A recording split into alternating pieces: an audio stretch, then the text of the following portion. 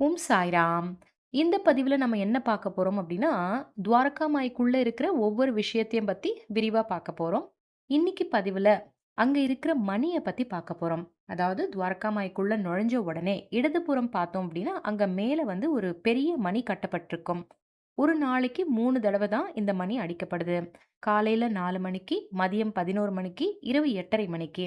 துவாரகா மாயுடைய பூஜாரி அந்த மணிய அடிச்சு பக்தர்கள வந்து ஆரத்திக்காக கூப்பிடுவாரு.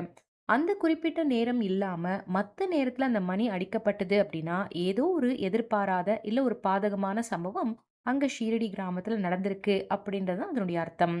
இப்போ இந்த பூஜாரி மணி அடிக்கிறாரு இல்லையா? உடனே மக்கள் எல்லோரும் வந்து திரண்டு ஆரத்திக்காக வந்துருவாங்க.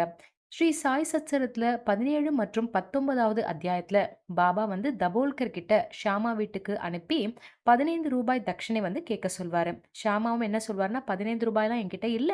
அதுக்கு பதிலா பாபா கிட்ட 15 நமஸ்காரங்கள வந்து சொல்லிடுங்க அப்படின்னு சொல்வாரு. ஷியாமாவும் தபோல்கரும் ராதாபாய் தேஷ்முக்குடைய கதைய சொல்லி பாபா சொன்ன தட்சணையான அந்த 2 பைசாக்கான அர்த்தத்த வந்து பொறுமையும் நம்பிக்கையும் தான் அப்படின்னு சொல்வாரு.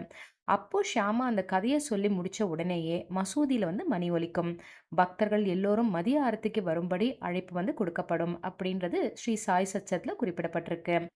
நன்றி. ஜெய் சாய்ராம்.